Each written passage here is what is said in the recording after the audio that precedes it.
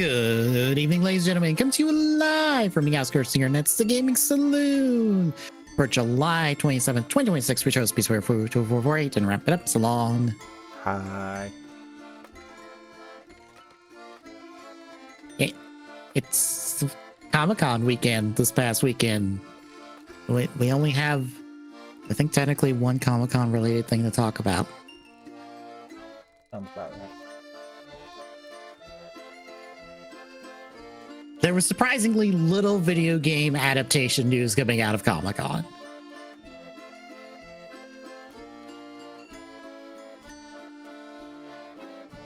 Except for like one thing that was timed and a toy thing.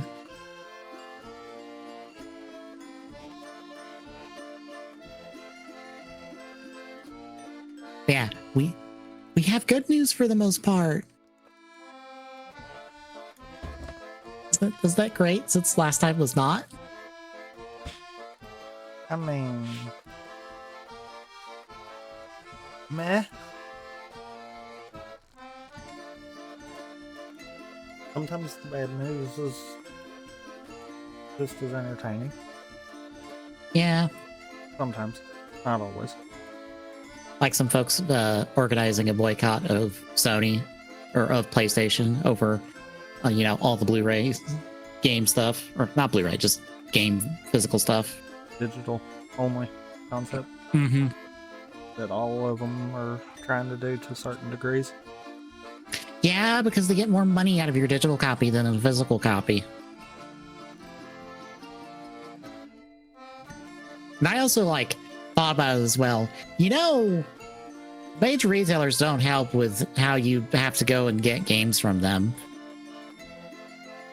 You're not pre-ordering them. Because for those who maybe haven't been to a retail store recently, at the major retailers, you still have to go and bug somebody for the key to get a game out of a case or out of the large display cases in order to buy a game.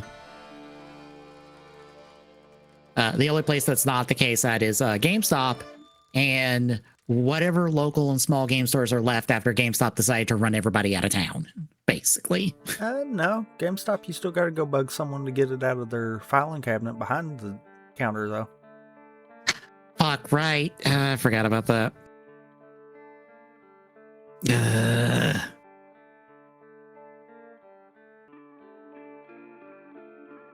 And then if you try to order online, you're not guaranteed day of. Because trust me, I went through the process of figuring out what was the best store around here to order to get the game day of. And you know what the best option ended up being? Digital? Nope. To still get a physical copy of the game, mind you. Not buying digitally. What? No, to still get a physical copy of the game. Ordering day of Target and going to pick it up. That was my best option that I have found. Yeah, I could say that.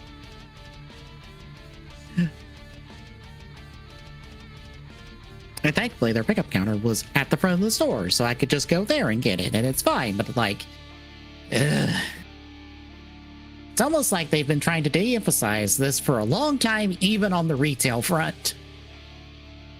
Because you don't have to go through all this bullshit for fucking movies and shit, but for video games, nah, that shit's got to be under lock and key.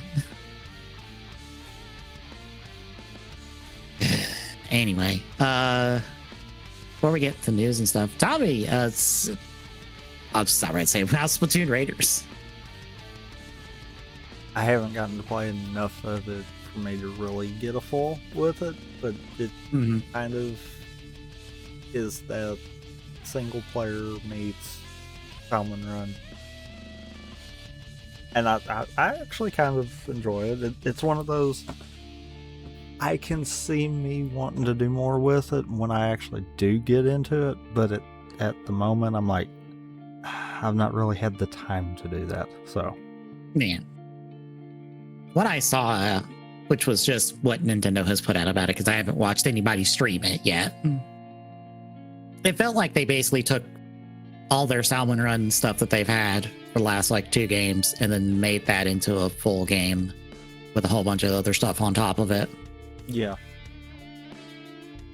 The weirdest thing, and I have a funny feeling Splatoon 4 will probably implement something along this line, is you can essentially upgrade your gear with different abilities and stuff too.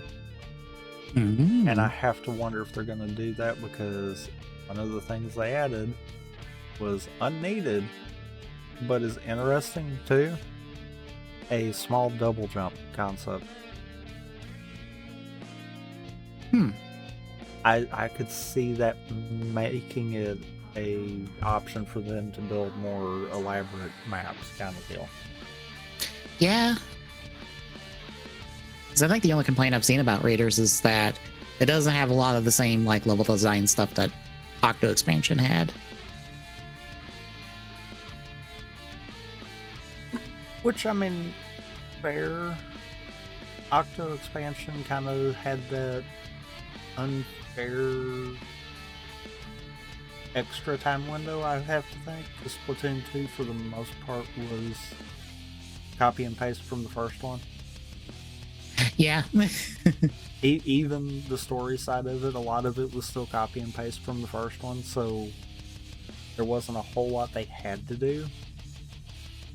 So Octo expansion probably got that unfair extra time. Yeah, all the creative input for 2 was like, oh, we're going to put it in this expansion and really do something cool and interesting with it. And it's like, yeah, that shows. Because honestly, I think Octo expansion rings better than Side Order even.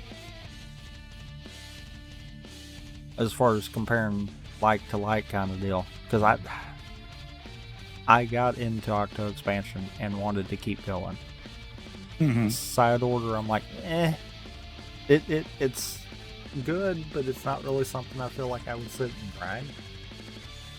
Yeah, that's kind of like the implicit difference between a bespoke set of levels that are designed to compare to what is a roguelike, where it's less bespoke design levels. It's more just, here is, I don't know, a set of building blocks we're rearranging to keep you engaged.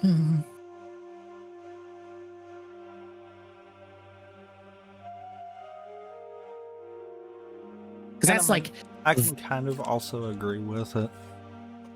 Like I said, I'm not far in it, but at the same time, yeah, it you can tell the level design isn't to the detail that we've seen in the past. mm-hmm. Yeah, that's why you see so many roguelikes, is because they're pretty cheap to make. Because all you need is like a certain amount of assets, and then you're just remixing those assets several times over.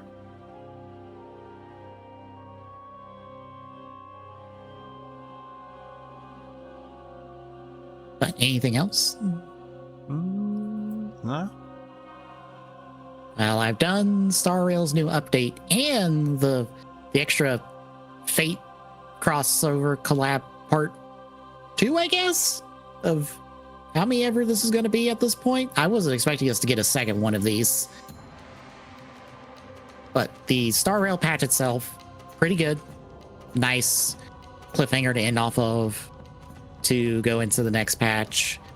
Focused on basically one of our main cast members hasn't gotten a whole lot of focus.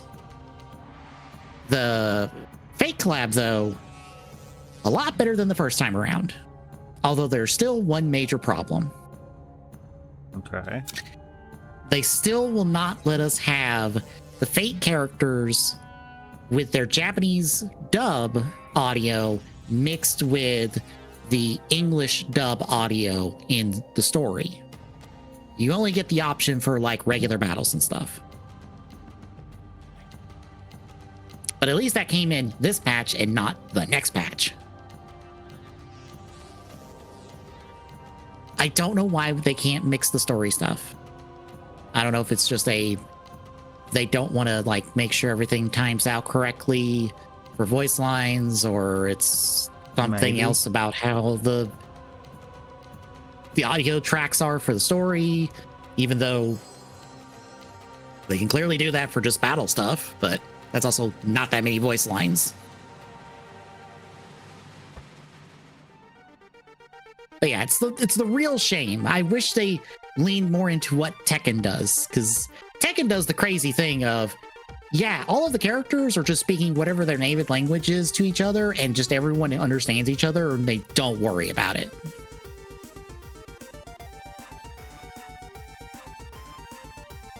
I wish we got that, but I know that that's probably very complicated. But otherwise, story was good. A lot more Fate stuff was in here, but it helps that we have 5 characters now for Fate instead of 3. Well, we have 6 characters, technically. One character is just a different eye color version of a character that exists, but we're at 6 characters for Fate. But it was a lot better. It felt like whatever the circumstances were that created that they were under making the first time, they didn't have that, so they got to really do what they want. And the gameplay mode was fun. It wasn't standard Star Rail turn-based combat. Now you had like a deck of cards that were different abilities. And so you had Ren's cards, and then you had whoever she was partners with cards. And so you were trying to find optimal combos within those cards per turn to take out enemies. So, good stuff. Have to do the extra mode stuff. You get some extra rewards now. And then focus on the Zenless patch that comes out tomorrow.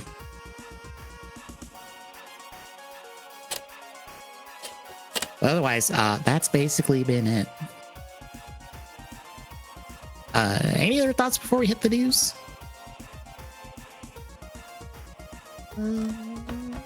No. All right, first up, Hasbro is doing Zelda figures because they, I guess, picked up the license from, I think it's Jax. No, not Jax. God, I forget who's been doing Nintendo figures for a while. But I guess they've picked up the license from them, or Nintendo transferred the license to them. I don't know. All we know is Hasbro's doing Zelda figures, and they're starting off with 3 Tears of the Kingdom figures, and it's Link, Zelda, and Ganon from Tears of the Kingdoms, and the outfits you would expect for them because it's their main outfits in the games. I know Zelda is absolutely unposable from basically the waist down. It doesn't matter. That's her main outfit from the game. I'm sorry. I just had to get that out there. But yeah, it's Link in the, I think this is technically the Reinforced Champions tunic. Because this outfit does have a specific name. He's got the Master Sword, the shield, and 1 extra hand for the Zonai arm side. But he's got a cloth, like, cape and hood. I don't know if the hood fits over his head. Probably not. Zelda's in her Sonai dress. She's got the busted up Master Sword, and then like 1 extra hand to like hold it. There's like 1 promo shot where she's holding it like she's about to stab somebody with it, which I find hilarious because I'm pretty sure the Zelda would not do that. A different Zelda, sure. This one, no. I am not scared of her holding a weapon. Her holding any sort of slate of any kind, that is when I'm afraid of the Zelda. Yeah. Twilight Princess Zelda is the one that if she's holding a weapon, you better be scared. Or Hyrule Warrior Zelda. Yeah. Because she has a variety of weapons that end your existence. Then we got Ganon. He is basically himself. He's got a sword and scabbard. The sword does fit in the scabbard. And then he's got a open palm hand to slap you or something with. No alternate head for a non-Secret Stone version of him, since he does have this outfit minus the secret zone for like half the flashback stuff. Yeah, these look neat. There was some extra details though from an interview. So this is Heroes of Hyrule is what they're calling the toy line. Nintendo approached Hasbro on this, and they're doing Tears of the Kingdom first. Go figure. They are representing game feel with this, so they're going for as accurate of game models as possible.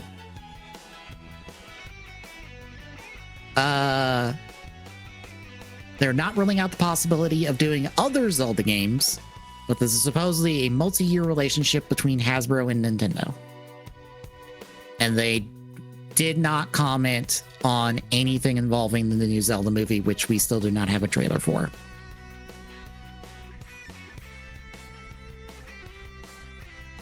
Sounds about right.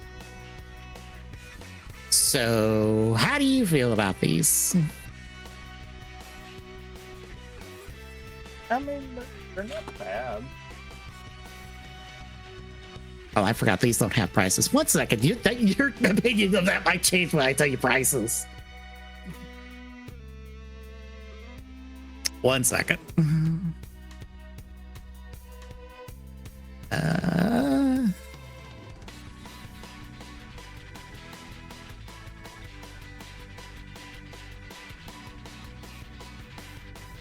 Oh, come on, Hasbro Pulse. Are you gonna just not cooperate? Okay, there we go. Okay.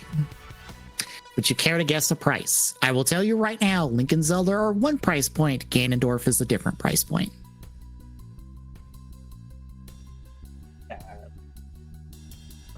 Well, So Link and Zelda are $28 a piece.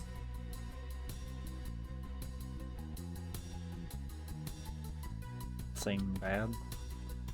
Ganondorf is $43. A little more, but not horrible.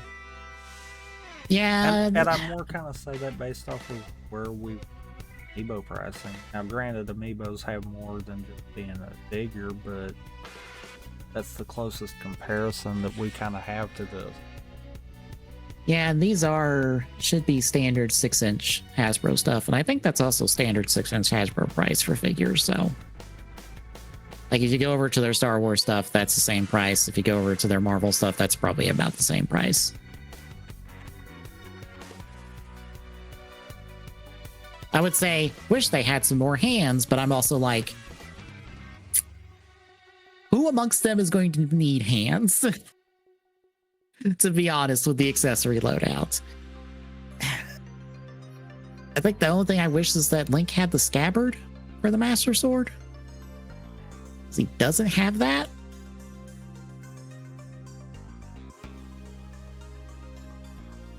Yeah, that is odd. Mm-hmm. But I'm kind of assuming, since they said they're doing Tears of the Kingdom first, that we're probably getting sages next. Because I would assume it's just going to be named characters.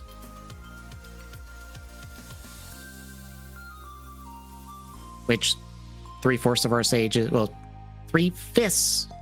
Sorry, 3/5 of our sages are the exact same as champions from Breath of the Wild, so that's easy reuse.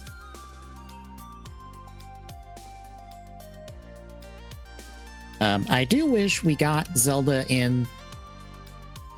Is her blue tunic technically a champion's tunic, or is it a different name?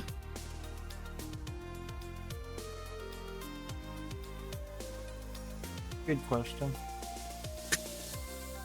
Because I would like her from like the start of Tears of the Kingdom. I think she would look better with the two of them. And she would also be more posable since she doesn't have, big skirt that means she doesn't do anything. Granted, she doesn't do anything in this outfit anyway, so it doesn't matter.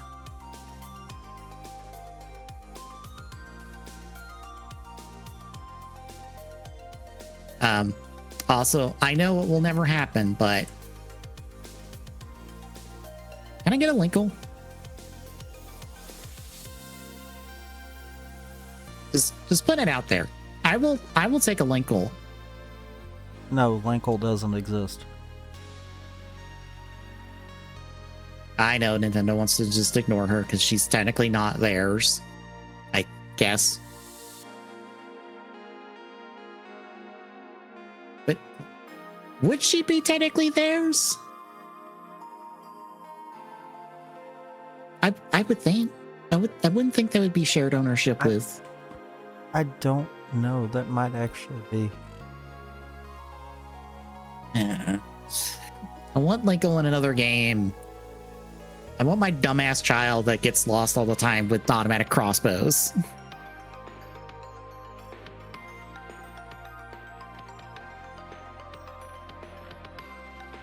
But yeah, any other thoughts? No. All right, we have a new Fallout roadmap. Yay? So- Question mark. So Bethesda and like are working on new Fallout games. Until they get closed down.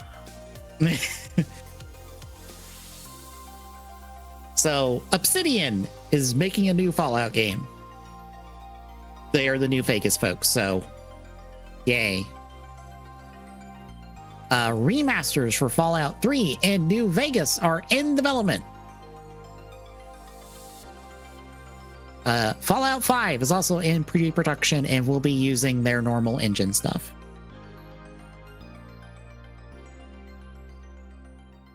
We have no timeline on any of this, so it's not really a roadmap. It's more of a we're doing stuff. Please don't close us, Daddy Microsoft.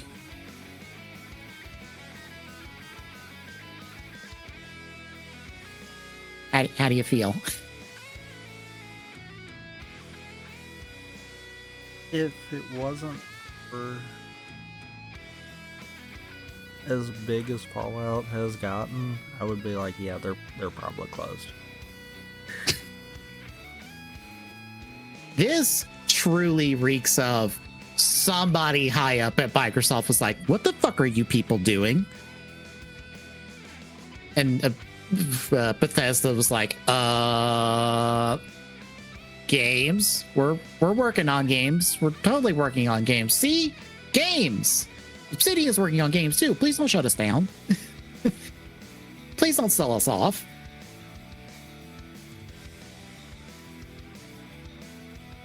Yeah, because it's been gutted. And ZeniMax Online Studios got hit pretty hard as well.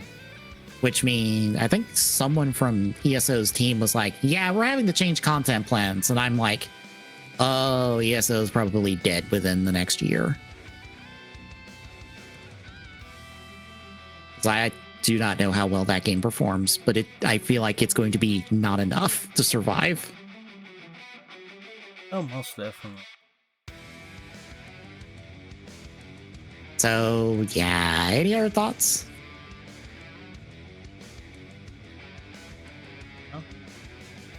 All right, then. Do you remember a long time ago where some guys said that they wanted to make a trilogy of Tetris movies based off the deep lore of Tetris?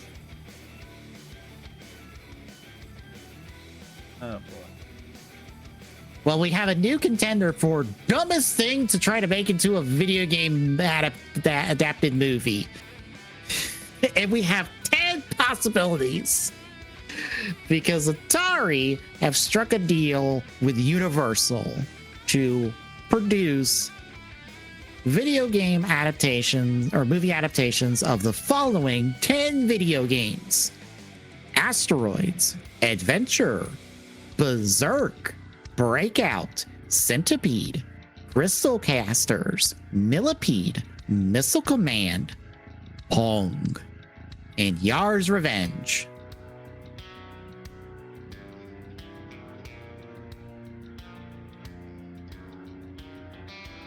Question. Yeah. The fuck's a Pong movie?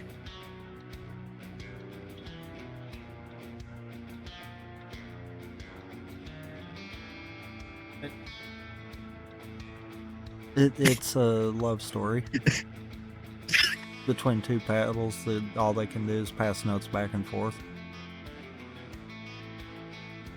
That is probably more interesting than anything Hollywood could have come up with. Uh-huh. But what's bad is that's also all I've got. I believe from the podcast I listened to when they were like, here's Missile Command. We did that already. It's oh shit, what's the movie? We already did a movie and it's basically Missile Command. So there's no point there. I just look at this list and like, if any of these make it, which I am so close to reaching the point where I'm like, you know what? I'm making a list. Here's every active video game adapted piece of media and when it was announced and if it's ever been fucking released. Just to slap it into people's faces and be like, hey, oh look, new video game thing. Well, time to add it to the list. Guess what? This shit gets announced all the fucking time and I'm so annoyed every time because it's like, well, see you in 3 years if you're lucky.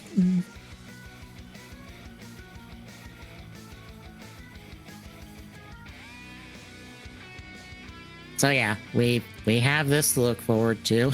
And if any of these make it out the door, another podcast to listen to that is reviewing every Hollywood produced video game adaptation will have to add them to their list.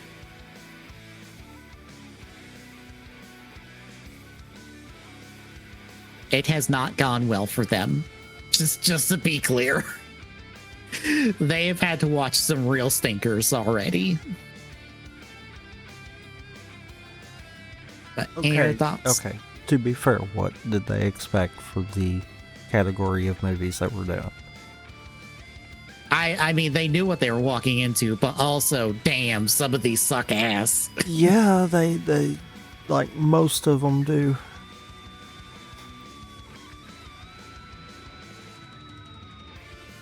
But any other thoughts? No. All right, so some bad news. Amazon's God of War series, specifically their Dad of War series, because that's the material they're working with, are having to recast their Kratos because the actor Ryan Hurst injured his arm, I believe, on set. Yeah, he tore a bicep while performing a stunt late in June. He's having to do surgery, but that is his recovery time, I believe, is like a year. And they cannot wait on that because they have casted an actual child actor for Atreus, and they are 4 episodes in on filming. So they gotta fix that now. They gotta go now. So they're basically reshooting the whole show now. Unless they write in a reason for Kratos to look like a completely different person from 4 episodes. I think the show's supposed to be 8, so to give an idea. Or just do the silent swapping out. They could. But yeah, it sucks for the guy because, yeah, tearing a bicep's not great.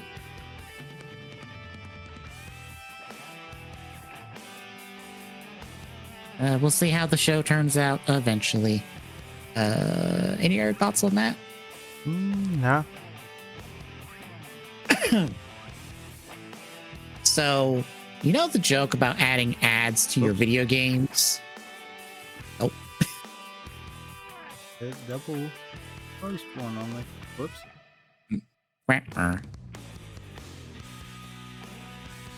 So you know the joke we've always had about adding ads onto your video games while you're playing them? Yeah. So Xbox, in their desperate need for money because, oops, we spent too much money buying half the fucking industry, are implementing an ad-based cloud gaming tier to Game Pass that is currently in testing. You know what one thing people always complain about when it comes to streaming services? What? Ads. Sure. Do you know what gamers are going to really appreciate in the middle of them I don't know, their run of Blatro or whatever. Well, they'll like it. Because it'll be custom tailored AI generated ads. Yes. I truly love my AI generated gambling ads because they think that's what I'm playing. Uh-huh.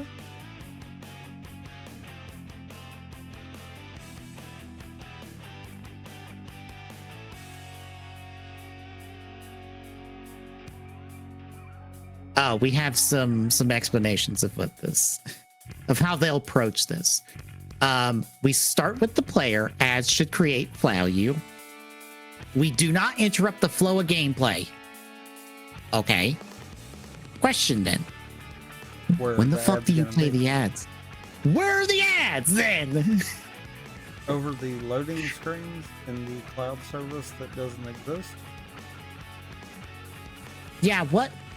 And loading for what games? Half the games these days are trying to hide their loading screens.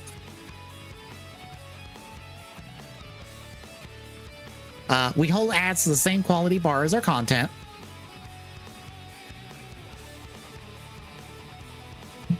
That's not a high bar. No. We're clear about what's advertising. Okay.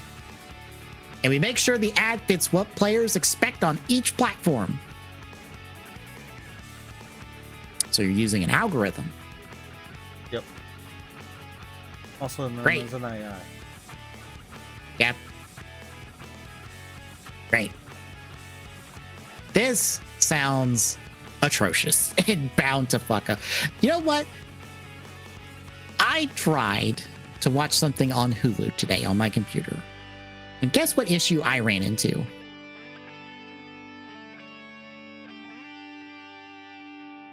The ads were built into the runtime of the video on accident, so I actually could not watch the full episode of the thing I was trying to watch before it decided, oh, this is playing next.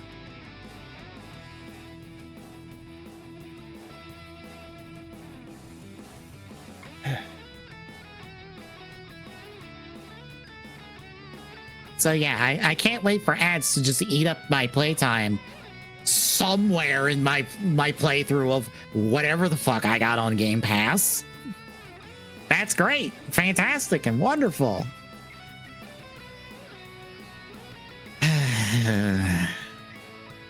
They are truly desperate for money, aren't they? Yes. Oh, I can't wait for Sony to reach this point because I'm sure they're gonna fucking like burn themselves to the ground for this. Because I can almost guarantee you this whole situation with them discontinuing physical games, that's gonna bite them in the ass. It will. It'll be far too late for them to fix it. So they're gonna have to like ramshackle a solution and hope it's enough until they can actually fix it.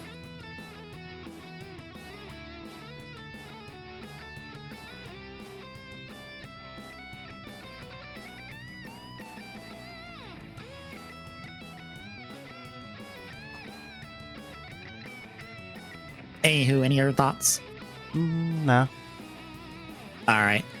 So, you know how we have that new Marvel fighting game? Apparently WB wanted to get involved in that too. Yes, but this is a new fighting game on mobile next year called DC KO.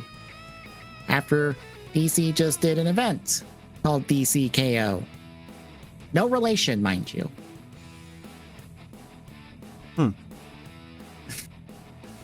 So this is, I think it's actually just a 1v1. I don't think it specifies. Nope, 2v2. So it's a tag fighter. Our roster is a mix of standard and stuff and the good stuff. They're promising characters monthly. We'll see. Otherwise, it's a DC fighting game on mobile, and it looks fine. If it gets off the ground. Yep. Because for those who don't understand, the first year of any live service, and especially in the mobile cases field, that's your most important year. If you fuck that up, you're dead. Just or if you're period. Sony, the first 3 months is. Well, no. Yes. What, first month? Yes, it was the first month. Okay, yeah. I don't think it was for Concord. It was for that other game that came out that I can't remember offhand. That was also multiplayer, but it wasn't a shooter. Or no, it wasn't the same type of shooter that Concord was. It was something else, but it was dead within a month. Yeah. But yeah, your first year is really important. If you fuck that up, you're dead. So they need to get that year right. I had to emphasize that from one of the folks I follow talking about a Digimon mobile game coming out, and like Haven's like, oh yeah, this seems fine, but there's problems. And I'm like, yeah, they need to fix the problems now, because this is when you're going to have the most eyes on your game. And this is also when that game is going to be the cheapest. Because it's only going to get more expensive to keep that game in development. That's a running cost.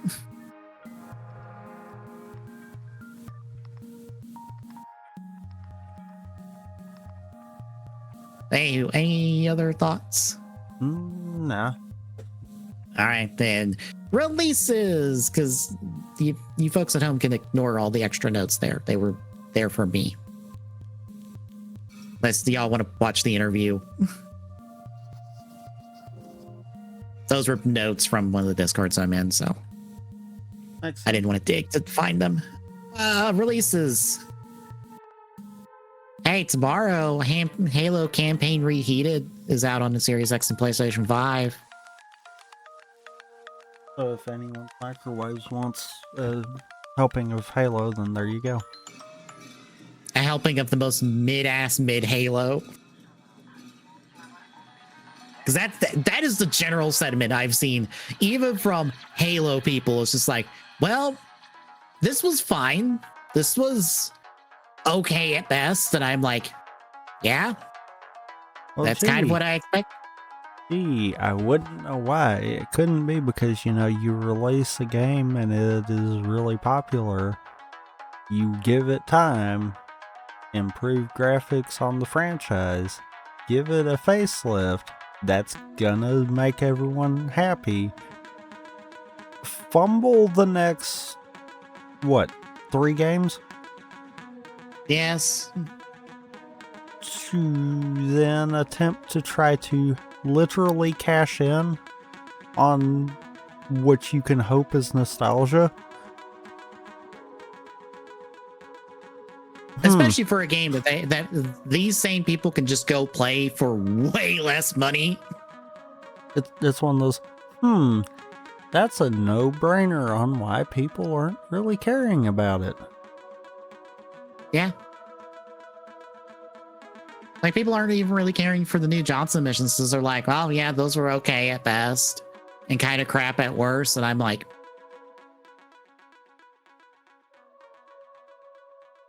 343 can change the name all they want, but we know what they're capable of with the Halo series. And that's not much at all. No. They have not put out a game that has not been majorly compromised in some department. Yeah, because I will stand by 4's story isn't necessarily the best, but the multiplayer is the problem with 4. 5, it's the story. And Infinite is kind of the story, more so because it's boring more so than anything. Yeah. 4 was compromised in its multiplayer, and then everybody who made that story left. So the Spartan Ops team took over, and Spartan Ops is also a compromised part of Halo 4, looking back on it now. Yes and no. It felt like it felt like if it could have continued on its own, it could have made a cohesive story. Mm-hmm. The problem is when you go into trying to tie that into everything that was going on in 4 also. And then 5 compromised the single player to get its multiplayer up and running. And then, oops, hey, you know what everyone likes? A boss fight that you fight 7 times.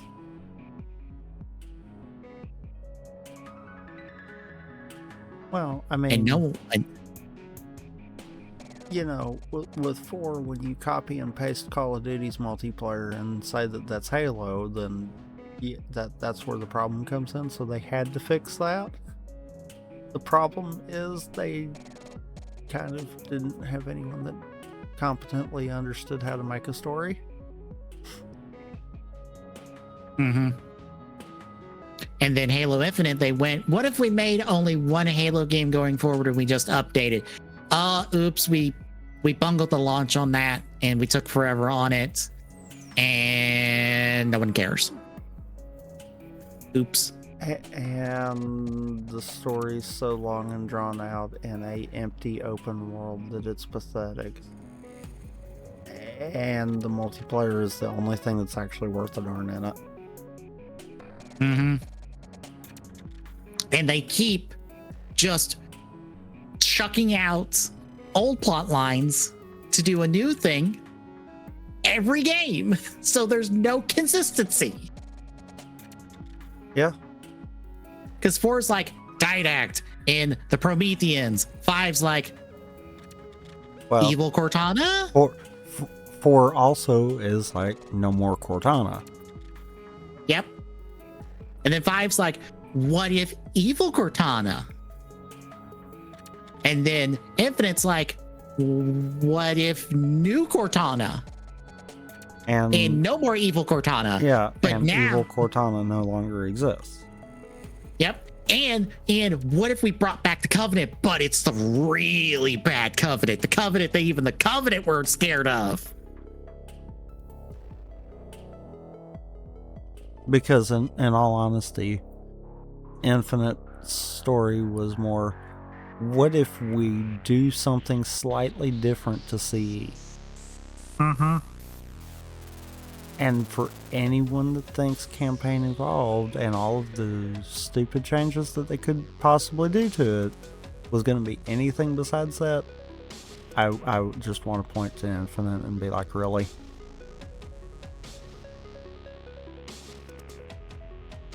Yeah. That's why I'm just like, look, 343 can change its name. They can try to be like, we're a new company, we have new directions. And I go, your problem isn't you finding new directions and trying things. The problem is you can't be consistent for more than one fucking video game. Pick a direction and fucking stick with it. Stop getting bored of your own ideas one game in. Because they have a teaser for something at the end of the Infinite, and I don't remember what the fuck it is, but I don't think it fucking matters. Because they'll forget about it, and they'll be bored with it, and they'll move on to something else.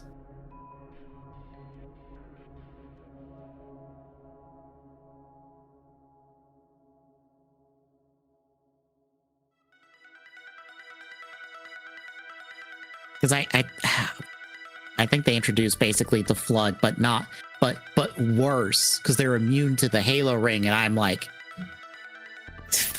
fucking, god damn it, I don't fucking care anymore. Anywho, we have other better releases probably as soon as I find one. Densha Attack is out for Switch 2 on the 29th. I've heard that game is really cool. How would you like a cool little skateboarding game, but you're a train? Basically. Yeah, that's what Densha Attack is, basically. It's just like, hey, what if we did... It's not quite a skateboarding game. It's more like on rails, but you're still doing tricks and stuff. That's like the whole point, but it's like you're on a train. You're a subway train, basically, and it's like, okay, this just looks cool and fun from what little I've seen of it.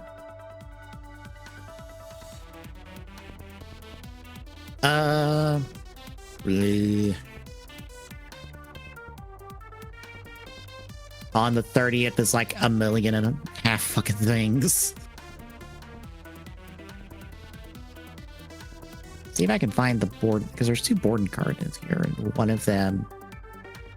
Oh, Pow World, the official card game, is out for board and card on the 30th.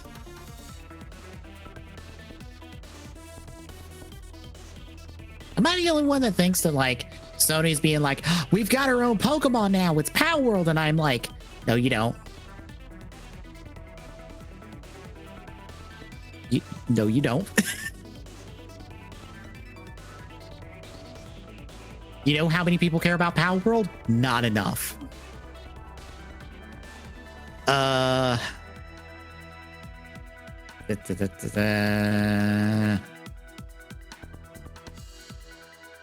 There's so much stuff on there yet. Xenoblade Chronicles Definitive Edition Switch 2 and Xenoblade Chronicles 2 Switch 2 are out for Switch 2. So you can get those upgrade packs. 31st, Paw Patrol Dino World for Series X, PlayStation 4, 5, and Switch. That's something that'll entertain the kids for like 3 hours.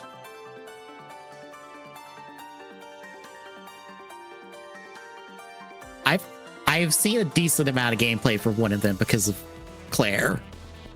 It doesn't seem too bad for like somebody's first video game. Like, it's baby platforming stuff, but I'm like, this is probably perfect for somebody's first video game. This is exactly what they should be playing.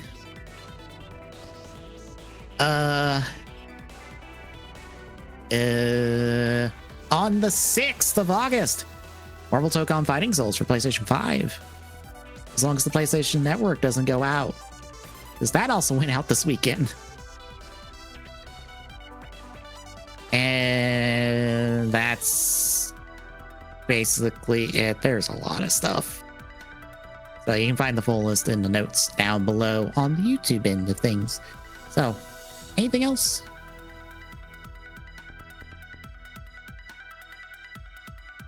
No. All right. Thursday, doing Sparks of Hope, or starting Sparks of Hope. Technically, it's restarting, but I never streamed it.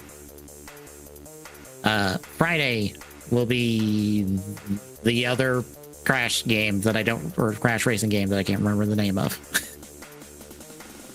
I want to say Nitro Kart, but I think that's wrong.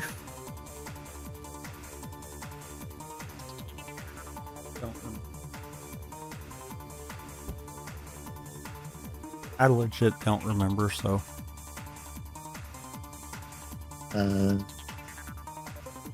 Yeah, it's not Nitro Kart. It's the other one, because we did Nitro Kart. Saturday will be whatever, but I'm also doing a reaction to Discotheque's Otakon stream before we do whatever we plan on doing Saturday. Since Discotheque were like, oh yeah, we're going to do ours at 8 o'clock on a Saturday. And I'm like, well, I stream at 8 o'clock on a Saturday. And then next Sunday, we start G Gundam. We will probably, since it is a odd number of episodes, we will probably start with the first 5, just so we don't end with the first 5 or the last 5. And also that kind of works because the first 5 does get a hit like all of our major characters for the show.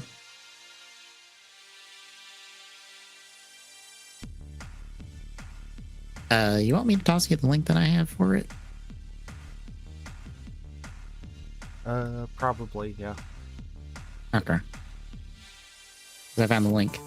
It has sub and dub. I'll probably be watching the dub.